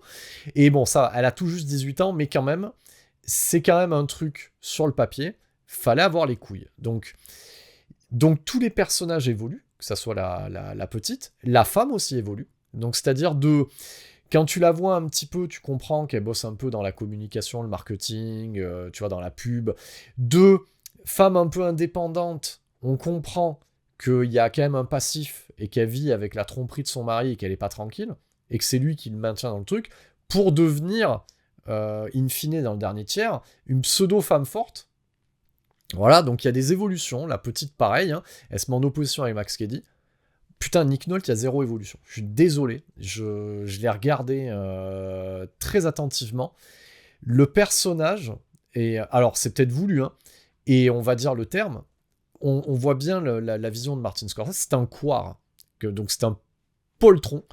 Et on le voit même, voilà, c'est la vision du youpi américain, c'est-à-dire que le gars gagne son argent, grâce à cet argent, il a une forme de notoriété, de bagou, donc il a un peu trompé sa femme, mais il veut quand même garder Bobonne à la maison, si tu comprends bien, parce que ça lui va bien, et puis aller de temps en temps voir à droite à gauche, il entretient Voilà. une pseudo-relation. Mais où il est quoi, c'est que même à droite à gauche, il va pas forcément, tu vois, celle qui joue, Oui, celle qui est présentée comme étant sa maîtresse, en fait, c'est pas sa maîtresse. Il flirte, il joue à la séduction, tu vois, il vient vérifier. Euh, Moi, je crois que le personnage de Nick Nolte, il peut pas évoluer dans ce récit. ah, Parce qu'il a évolué avant, et en fait, il est face à quelque chose, à une mécanique, à une vengeance, ouais, une mécanique de vengeance, euh, où lui vient reconvoquer, euh, euh, en fait, le trois quarts du film, il essaye de s'en démener en utilisant ce qu'il connaît le mieux, c'est-à-dire le droit ou l'utilisation de la loi, euh, pour s'en sortir sans s'éclabousser, sans se mouiller. Euh, De Niro, lui, il joue les mêmes armes, mais il les joue contre son adversaire et il arrive à avancer. Nick Nolte, j'ai envie de dire, c'est l'effondrement, c'est le personnage de l'effondrement. Son autorité morale au niveau de sa fille s'effondre parce que sa fille se rend compte, bah, finalement, que ce qu'il dit et que ce qu'il fait, bah, il y a beaucoup d'écart. Euh, Son image s'effondre aussi au niveau de sa femme, qui voit que en fait, bah, ils ont déménagé pour fuir une histoire d'adultère qui les a mis à mal. C'est, tu vois, c'est un déménagement justement vers le Cap Fear, un peu vers un petit peu la frontière du monde, là où personne ne connaît. C'est un mec qui cache des choses en fait. Et c'est un personnage qui ne peut que s'effondrer. Et en effet, à la fin, c'est pas lui qui résout les choses. Lui, et même quand l'histoire se finit, euh, on spoil parce que Ah je bah, trouve on que est c'est sur un film pas. de 91, hein, donc on peut. Voilà, Hein. De Niro meurt à la fin, mais il meurt avec un chant victorieux, un chant positif, tu vois, un chant religieux. Tandis que Nick Nolte, il le tue, mais sa vie, elle s'arrête là. C'est-à-dire que ce qu'ils ont vécu et la façon dont ils ressortent tous de là, c'est la victoire de la vengeance de De Niro. De Niro a réussi à se venger en fait à la fin du film. Oui, c'est bien que tu amènes cette lecture-là, mais alors, pour moi, on est sur, on va dire, sur la première moitié du film, on est sur un mince filet où, en tant que spectateur, et ça j'encourage les auditeurs auditrices à le regarder pour ça, où on se dit, ah ouais, il y va pas, non, il va vraiment aller là, et il y va. Tu vois, par exemple, il faut oser, parce qu'il y a beaucoup de différences hein, quand même avec le film d'origine. Hein. Le film d'origine est beaucoup plus tranché, beaucoup plus manichéen. Et d'ailleurs, même sur le plot de départ, les petites nuances, les petites différences qu'amène Scorsese, c'est, comme on l'a dit, il a enterré le dossier pour qu'il prenne le maximum, alors que dans l'original, c'est un avocat qui témoigne. Il ne défend pas l'accusé, et on va dire qu'au final, c'est une victime. Voilà, Mm. dans l'original, Gregory Peck, c'est une victime qui est poursuivie. Donc c'est assez manichéen. Là, on comprend que l'autre, ben, au final, Max Cady, c'est quoi? C'est un peu le retour du cadavre dans le placard, en fait. Mm. Comme quoi, des fois, tu sais, on va parler des choses de la vie. Tu sais, des fois, t'as toujours le côté un petit peu moralisateur de dire ah, si je fais une connerie, tout ça, ça va me rattraper un jour. Bon, ben là, c'est un peu le destin, tu sais, c'est un peu le karma, en fait, qui te rattrape. Et puis le karma est un peu énervé. Donc, Max Cady et Scorsese, enfin, De Niro et Scorsese franchissent les lignes quand il s'agit de séduire. Alors, on le dit, hein, oui, c'était majeur, mais dans l'histoire, elle a quand même 16 ans. Donc, c'est quand même assez incestueux, c'est quand même assez border ce qui se passe quand il la séduit. Donc sur cette scène qui a été aussi improvisée, il me semble, dans ce que j'ai Ouais. pu glaner. Quand Max Cady s'attaque à ce qui est assimilé à la maîtresse, enfin le flirt de Nick Nolte, il la viole et il la moleste au visage, c'est quand même assez graphique. Je me suis Ouais. dit, Ah oui, c'est impressionnant. là, on retrouve les coups de sang, entre guillemets, de ce qu'est le cinéma de Scorsese, qu'on a dans Les Affranchis, qu'on avait dans les films précédents. Par contre, tu m'ôteras pas de l'idée que dans le dernier tiers, dans le climax, pour moi, il y va pas. Il y va pas parce qu'il pour moi, il y a un problème. C'est-à-dire que, et je peux comprendre, c'est une production en blanc, c'est quand même une catégorie A, c'est censé faire. C'est-à-dire que on est quand même, donc on a dit qu'on était sur un thriller, on est même sur le sous-genre du thriller, parce que le film évolue comme ça, comme un home invasion. Tu vois, c'est vraiment le home invasion par excellence. Et normalement, dans le home invasion, si tu suis l'arc scénaristique de la famille, comme je t'ai dit, la mère évolue, la fille évolue, et normalement, cette famille qui est sur le point de se disloquer est censée se réunir. Ou de prendre, tu vois, regarde, je vais même te citer un film qu'on a vu, un bon remake aussi, La colline à des yeux, d'Adja, où tu as un personnage au point de départ qui est un poltron, et qui s'avère être le héros, et qui commet des trucs, tu vois, qui est limite, on va résumer, hein, dans La colline à des yeux de Aja, il est présenté comme un gauchiste, et au final, il fait les pires trucs de droite, ou d'extrême droite à la fin, tu vois, alors qu'il était dans une famille de droite qui n'était pas acceptée. Donc il y a quand même une sorte d'évolution. J'ai pas dit que les gens qui étaient à gauche devaient aller à droite, hein, je dis bien pour les auditeurs, c'est pas ça. Mais il y a une évolution face à l'adversité, ou même, tu vois, désolé, on va le citer, Predator. Tu vois, dans Predator, il y a un retour à la barbarie, à l'état primitif, et dans une situation, moi en tant que concubin, conjoint, père de famille, tout ça, moi quand je regarde le truc, alors j'ai pas la carrure de Nick Nolte, etc. Moi quand j'ai regardé le truc, alors peut-être que ça c'est moi en tant que spectateur, moi je te garantis un truc, tout aussi fort qu'il soit, je le fume. À aucun moment, tu vois, il y a des scènes qui sont abordées. Moi, je vois 2 renoncements dans le dernier tiers. C'est-à-dire que quand il se retrouve sur le bateau, Parce que bon, voilà, on va résumer globalement. Il les poursuit, il s'accroche sous la bagnole. Là, on est limite. Alors, apparemment, c'était du faisable. Hein. De Niro a posé la question aux cascadeurs, c'était faisable, tout ça, d'avoir le même équipement pour le faire. Donc, il s'accroche sous la bagnole, il roule avec eux, il les suit dans le bateau, etc. Quand on arrive vraiment dans ce huis clos des plus rétrécis, il est sur le point de violer Jessica Lange. On est d'accord, hein, sous les yeux de sa fille, qui Ouais. est le summum, il ne le fait pas. Parce qu'il dit lui-même que c'est trop facile, machin. Pour moi, tu m'enlèveras pas de la tête que là, il y a la production. Là, il y a un renoncement, déjà, pour pas y aller. Parce qu'avant, il y va, là, il y va pas. Il y a le tabou, il y va pas. Et autre tabou, normalement, le personnage de Nick Nolte, qui est dehors, et c'est sous ses yeux, machin, avec la carrure qu'il a, ne fait jamais rien. Et jusqu'au bout, il n'est en aucun cas... voilà, Max Cady meurt limite par des variables extérieures. Voilà. Ouais, moi j'ai une autre sensibilité à tout ça parce que la tension sexuelle, c'est une des thématiques du film. Tu parles de cette scène où De Niro, il se fait passer pour son prof de théâtre et où il met son pouce dans la bouche de la jeune fille. Oui, dis-le vite hein, pour les gens qui l'auraient pas vu quand même, parce que Ouais, tellement ils mais étaient c'est animés. Ouais. malaisant. Non, mais c'est malaisant, Oui. donc c'est pas facile à dire forcément. Mais il y a une autre situation qui est malaisante, que j'ai relevée justement en regardant de nouveau le film. C'est quand Juliette Lewis est allée dans sa chambre, qu'elle est au téléphone, et que Nick Nolte surgit. Il surgit dans sa chambre et il lui dit qu'elle est indécente en fait. Et là, en fait, il la chope.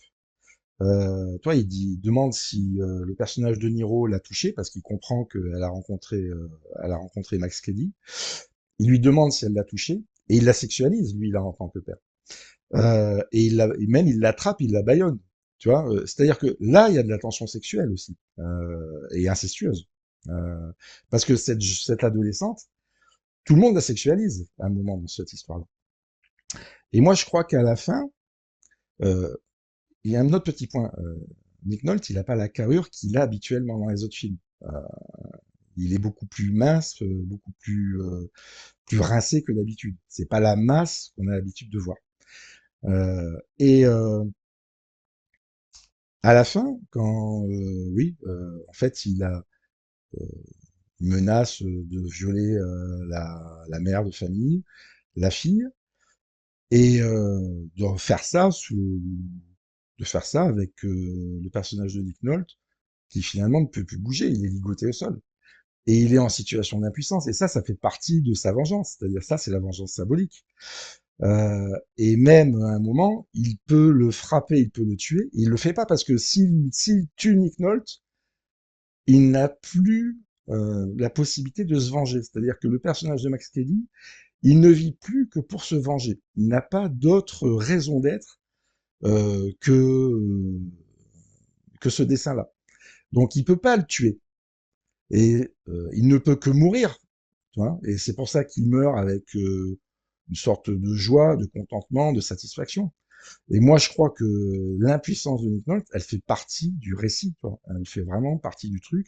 Et c'est pas pour rien finalement qu'il est assez asséché par rapport au personnage qu'on a l'habitude de voir dans les autres films.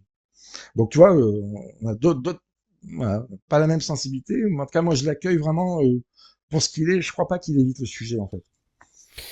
Oui, mais ta thèse est valable, hein, et c'est bien, parce que ça me permet de le voir sous un autre angle, mais pour moi, voilà, je reste sur une demi-molle. Voilà. Donc, Il y a quelque chose en fait qui tient du déni chez le personnage de Nick Nolte. Tu vois, le bateau qu'on voit à la fin, il a la même architecture que la maison. Moi, ça m'a frappé en le revoyant. D'ailleurs, cette maison, c'est une vieille maison colonialiste. Elle est un peu dans son jus, mais elle a une architecture. Moi, je me rappelais bien de cet escalier, de cette entrée, des pièces, de cette scène avec toutes les fenêtres qui ouvertes, tout ça. Et quand on arrive dans le bateau, j'ai eu le sentiment que, en fait, ce couple qui mange, qui est à table là, qui donne l'impression en fait de fuir, mais de fuir en voulant passer des vacances, en étant dans le déni finalement que la menace allait continuer à les poursuivre, Et ils sont là, à table, ils mangent des petits nuggets, comme si tout allait bien, tu vois. Mais, et ce bateau, il ressemble à leur maison. Ce bateau ressemble étrangement à leur maison.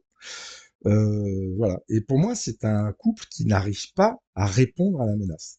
Parce que c'est un couple qui s'est enfermé dans son confort, qui s'est enfermé dans sa morale, qui s'est enfermé dans un déni de ce qu'il vit.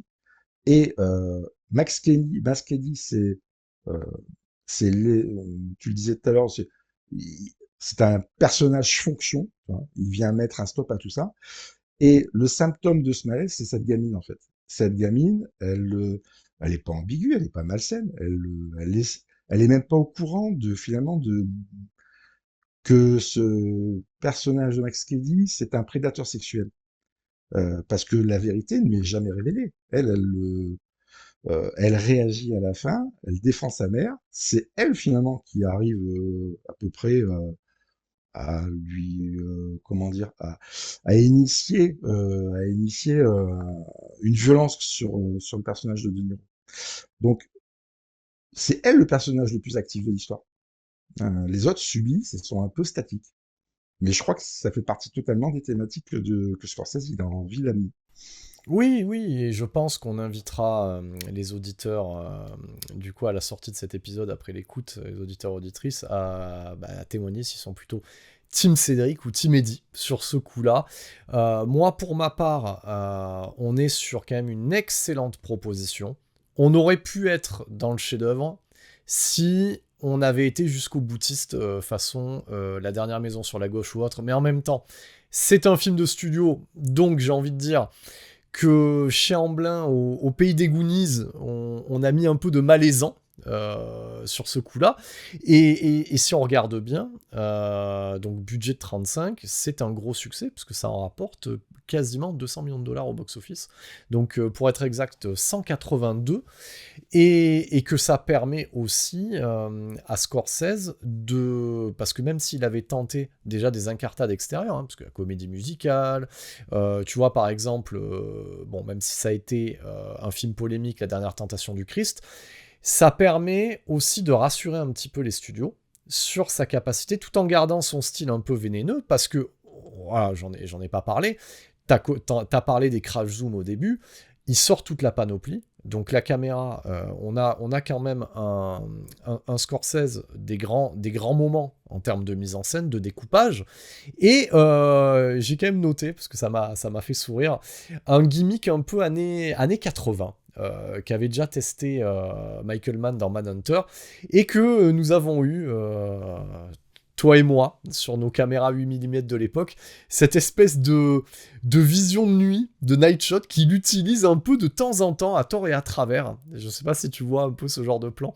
Le négatif, Ouais, le négatif. c'est Que le nous, mot on que a... je cherchais tout à l'heure. Il commence son film sur un négatif et il le finit sur un négatif. Voilà. Et alors moi, toujours, ça me fait cet effet que j'avais sur ma caméra 8 mm de night shot, quoi, tu vois. De plan de nuit. Et effectivement, quand je le vois faire ça, parce qu'on n'a pas l'habitude qu'il fasse ça jusqu'à présent, il fait penser un petit peu à Oliver Stone. Tu sais, quand il expérimente un petit peu, et même à Tony Scott aussi par la suite.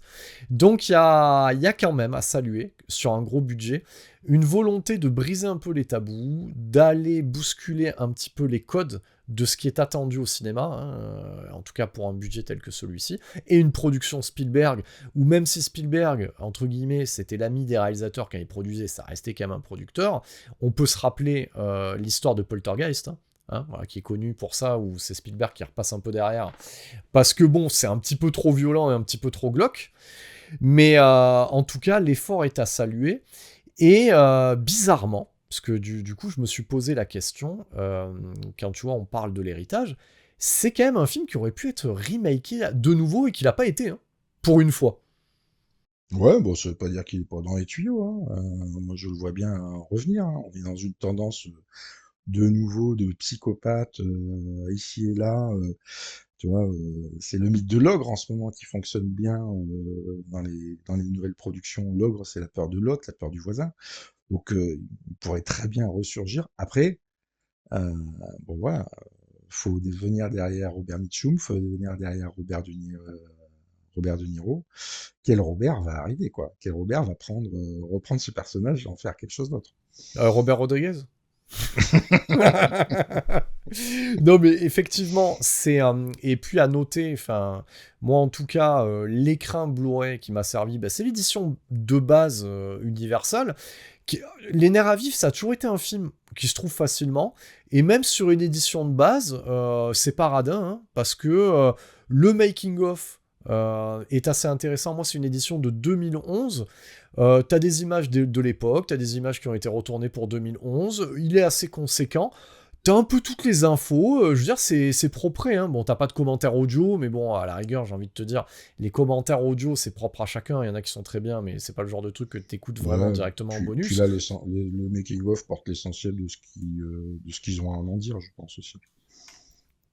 Donc voilà, une première incartade dans la filmographie de Martin Scorsese. C'est la première, c'est sûrement pas la dernière, et c'est aussi pour lui, c'est même pas un milieu de carrière, hein, c'est un tiers de carrière qui va permettre d'installer le Scorsese, comme on l'a cité tout à l'heure, avec de l'ampleur, les coups des franches, des plus gros budgets. C'est plutôt une bonne affaire, hein, pour toute cette équipe-là. Et j'ai envie de te dire, Cédric, qu'est-ce qu'on pourrait recommander à nos auditeurs, auditrices, qui sont un petit peu dans la même veine? Voilà. Alors, t'es pas obligé de nous ressortir une anecdote avec une petite amie bizarre. Voilà, tu peux nous faire une petite remontada de quelque chose qui serait dans la même veine que tu affectionnes. Alors, peut-être un Scorsese ou peut-être un film dans le même style, hein. Ouais, moi, Misery, hein, pareil, hein, c'est un film qui est un petit peu perdu de vue, mais alors, en termes de psychopathe, là, on va être pas sur du home invasion, on va être sur de l'enfermement, mais moi, je le trouve terrible, ce film. Et pareil, il va y avoir une ou deux images chocs qui vont te donner une ampleur assez incroyable et qui tient en haleine. Donc, Misery, faut y aller, quoi. Et ceux qui connaissent pas, je les invite à savourer ce moment-là. Eh ben, comme tu as été très propre sur ta recommandation, eh ben moi je vais amener un peu de bisserie là-dedans. Si vous voulez la version mongolienne des Nerfs à vif, je vous conseille Fear avec Mark Wahlberg et William Peterson. Voilà, j'en parlais ces derniers temps en commentaire avec un auditeur. Ouais, je disais qu'il fallait pas oublier celui-là, ce fameux Fear avec Mark Wahlberg. Il y a aussi Alyssa Milano, il y a Reese Witherspoon, et je me demande si c'est pas un James Gray qui aurait réalisé ce truc, j'ai plus, mais il me semble que c'est lui, sur ce truc que j'avais été voir avec Peterson un été. On était 3 avec le projectionniste, et c'était une bien belle affaire. Le contrat était rempli en 1h30. Donc voilà, moi il je est flippant celui-là parce que je l'ai jamais vu. Non, il est con.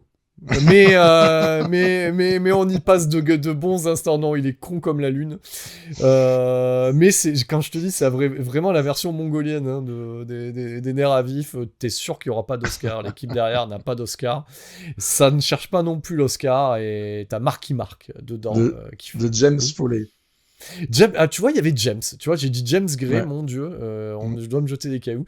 James Foley, et James Foley, c'est comme un chien enragé, si je dis pas de bêtises, ou un truc comme ça, là, avec les Penn, là. Chris et Sean Penn. Donc voilà, c'était une vérif un peu laborieuse de fatigue. Je pense que nous avons été un petit peu... C'était un gros morceau, les Nerfs à vif. Ça nous a fait peur. On en a perdu notre vocabulaire, Cédric. Je sais pas ce que t'en penses. Moi, ça va. Un peu d'indulgence avec nous-mêmes. Et ça passe. Exactement. Donc, Cédric, merci pour cette reco, d'avoir poussé au cul, entre guillemets, pour qu'on puisse rentrer les Nerfs à vif dans la vérif. Et effectivement, ça clôt l'année 2025. Et puis tu vois, on va pas faire trop d'annonces pour le prochain épisode, on laissera les gens découvrir ça sur les réseaux, parce que tu m'as dit que je multipliais les annonces dans tous les sens. Donc du coup, il n'y a même pas besoin de l'annoncer aussi dans l'épisode, tu vois, comme ça on laisse un petit peu la temporalité. En tout cas, merci à toi, Cédric, mais je te préfère sans préparation.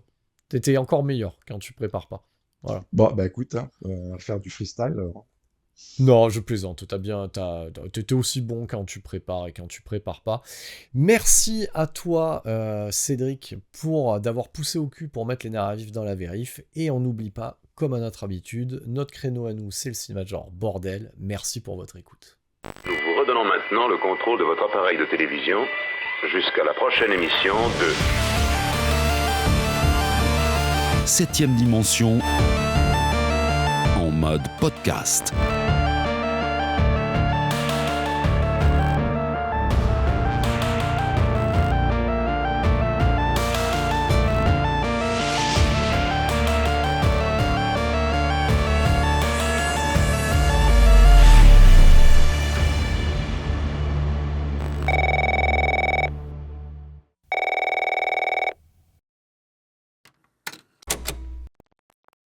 Oui, bonjour, la septième dimension.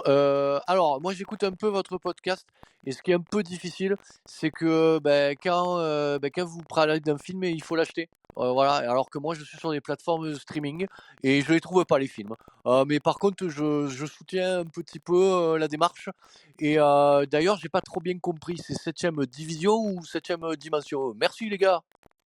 Oui, bonjour, c'est Christian Clavier. Je tenais un petit peu à m'insurger face à votre ligne éditoriale, car apparemment votre credo à vous, c'est le cinéma de genre bordel. OK, mais en attendant, il est où le cinéma de genre français, bordel? Et notamment, tout ce qui est, la saga des Visiteurs. Je trouve, cela, complètement inadmissible que vous n'ayez jamais traité du sujet, parce qu'on parle quand même d'une des plus grosses sagas du cinéma fantastique français. Ça parle de voyage dans le temps, on est dans le fantastique, dans le médiéval, on est dans l'épique, clairement. Et donc voilà, je ne comprends pas. Alors peut-être que c'est prévu pour l'année prochaine, pour l'année 2026, mais en attendant, il se fait long.